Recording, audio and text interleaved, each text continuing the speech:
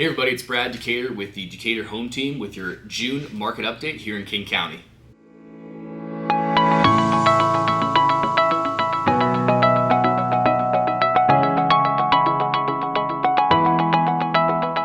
So let's get right into some of the statistics. So the most daunting one, of course, is going to be average and median price point. We are actually down 4% month over month on average price point here in King County. Now that's a big number for just 1 month, but to put it in perspective, we're actually up 14% since January, since we have such a crazy January, February, March, and April, that we're still actually 8% up year over year. So that's going to be from June last year to June this year. So overall, still an appreciating market, but of course, the last 2 months are our first 2 months for a long, long time that we have seen a little bit of a decrease in appreciation. This month happens to be 4%. So why is this the case? A few reasons, of course. Number one is going to be interest rates. So that's going to be making it so that the buyer demand is going to be coming down because the affordability is getting tougher for buyers. So someone that used to be shopping at a certain price point might be now shopping at a lower price point, or they're just deciding, hey, you know what? This interest rate environment is a little bit too much for me. I'm not going to buy right now. So we do see definitely less demand. And at the same time, we're seeing more inventory come to the market. So in my last video, I think we said we're up a few percent month over month. But this month, we are actually up 36% new listing inventory. Now, before you turn the video off and say, wow, that's crazy, I'm never going to buy or sell, this is a crazy market, 36%, it needs to be put into perspective. So I have a graph here of the last 10 years that shows you a little bit more perspective of what's been going on over the last few years. So another way to gauge inventory is the months of inventory stat. So if no more homes came to the market, how long until all the houses would run out? And right now we're at 1.3 months of inventory.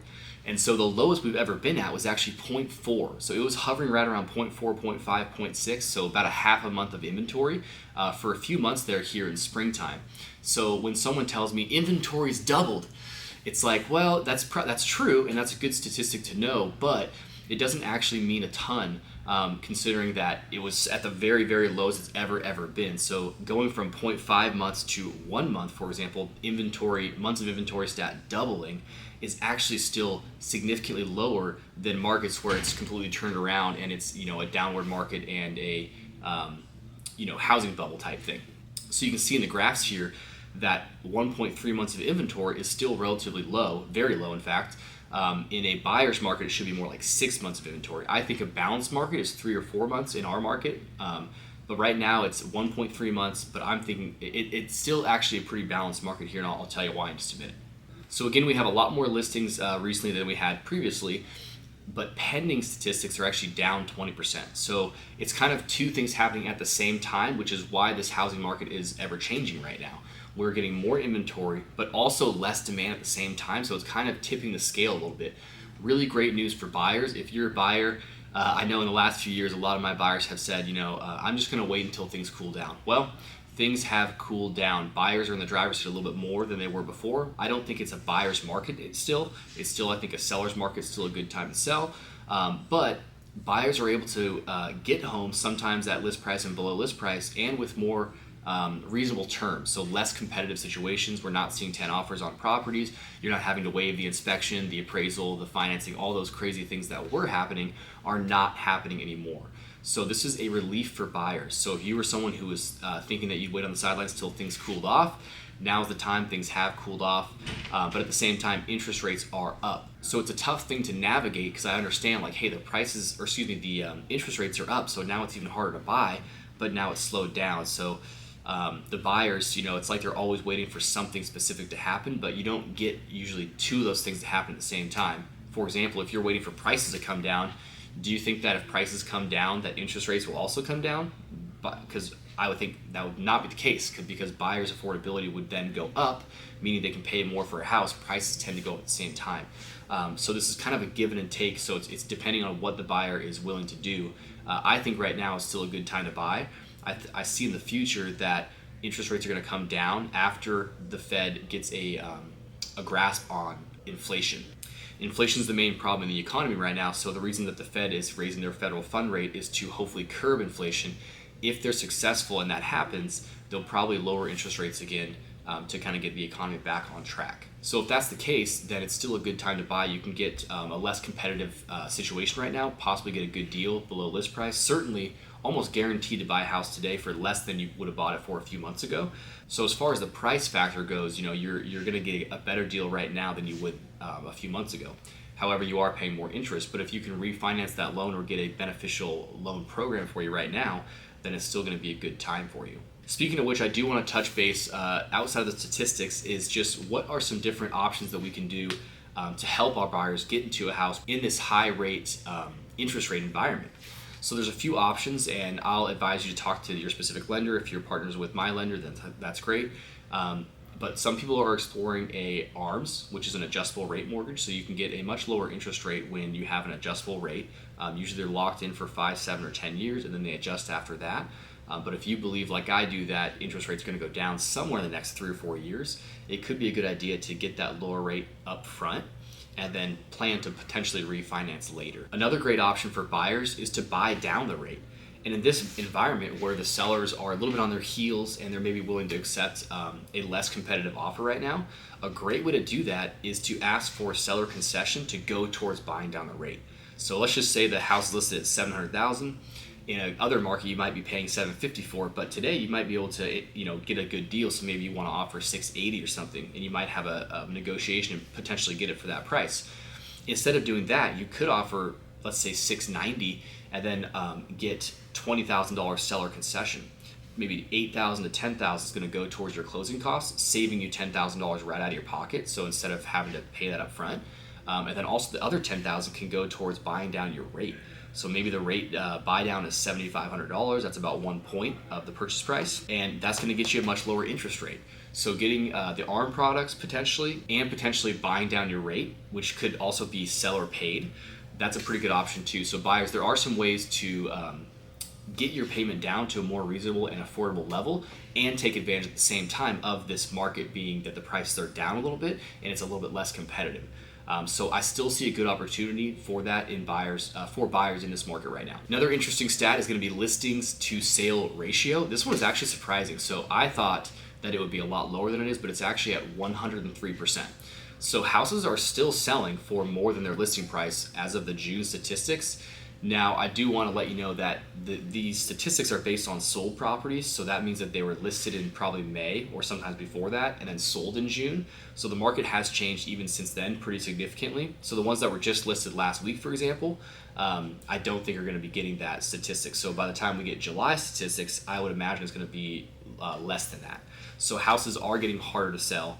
It's going to be a little less competitive, and they're not going to be selling for over asking price that often unless it's marketed and priced correctly. Then it's still possible to do that. Another interesting one that I think will change shortly is days on market. So days on market here in King County, we're still one of the lowest in the country. Our average is 10 and our median is 6. So let's call it 8 days on market is the average, the overall average.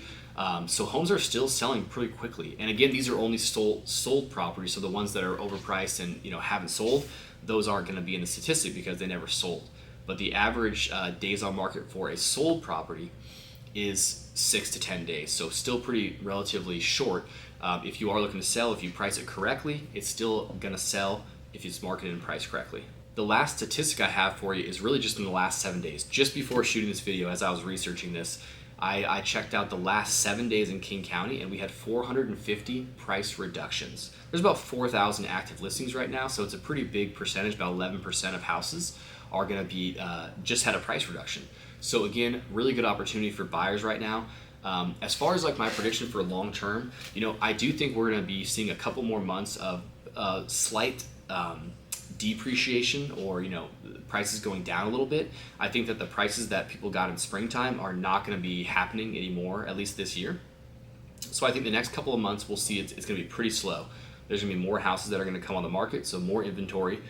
Interest rates are the big question mark. If they stay around where they're at, the demand's going to be pretty low, and I think that's probably going to be the case. The Fed is going to keep increasing their interest rate. That'll probably affect the bond market, mortgage-backed securities. So interest rates, I think, might just kind of hover around where they're at right now. They might have a little correction, or they might go up a little bit. It's really hard to predict. But that will be a main factor on what's driving the buyer demand. I know inventory is going to be going up a little bit. So that balance is going to be hard to predict, but I think it's going to be a slow few months. And then I think that as we enter potentially a recession, which I think is basically already happening, that inflation will then come down, because once the all the announcements come of the recession happening, and hey, we've had two consecutive quarters of GDP, negative GDP, we've already had one.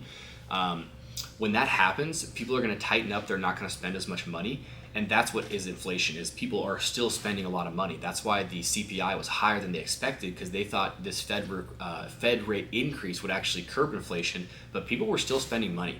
So I think once the news is out that a recession is potentially here, I think that consumer spending will go down.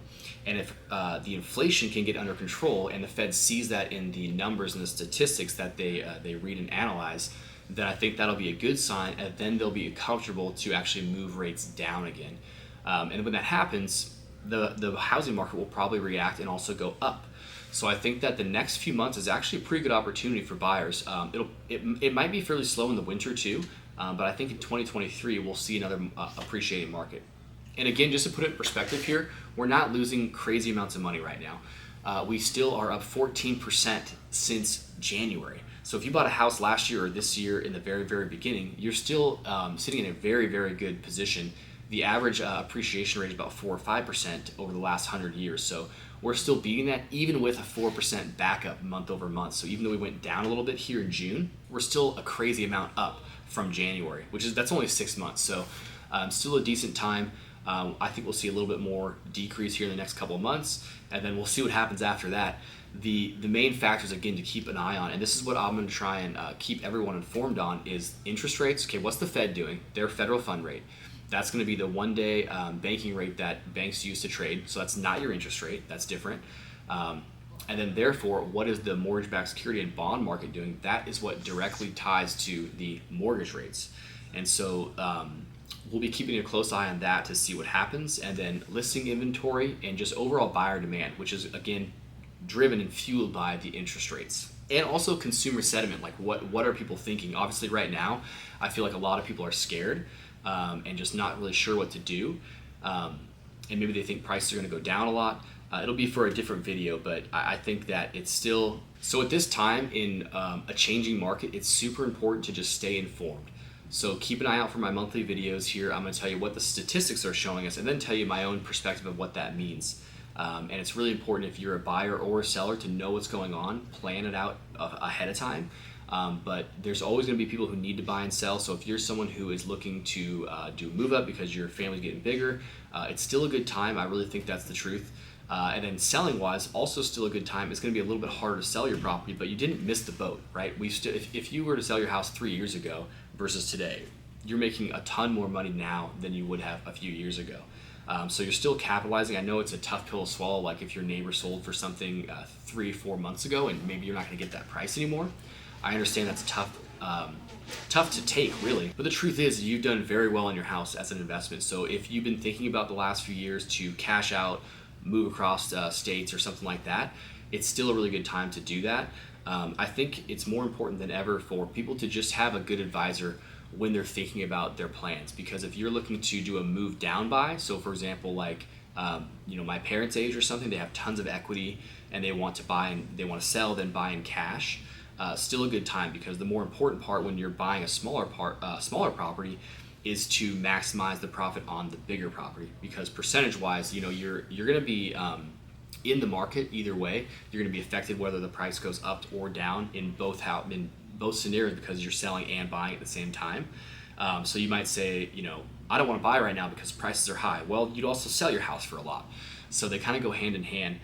So because your house is more expensive that you're selling, it's more important to get more for that than it is to get less for the lower one, because the percentage, like for example, if your house went down 10% in value, if you're selling the $1 million house, 10% is $100,000, and if you're getting a good deal on the lower one and you're buying for $500, it's only $50,000. So if you're a move down buyer, I think it's most important to capitalize and capture the top prices on the sale than it is getting a good deal on the buy. So that would be a good time for you right now.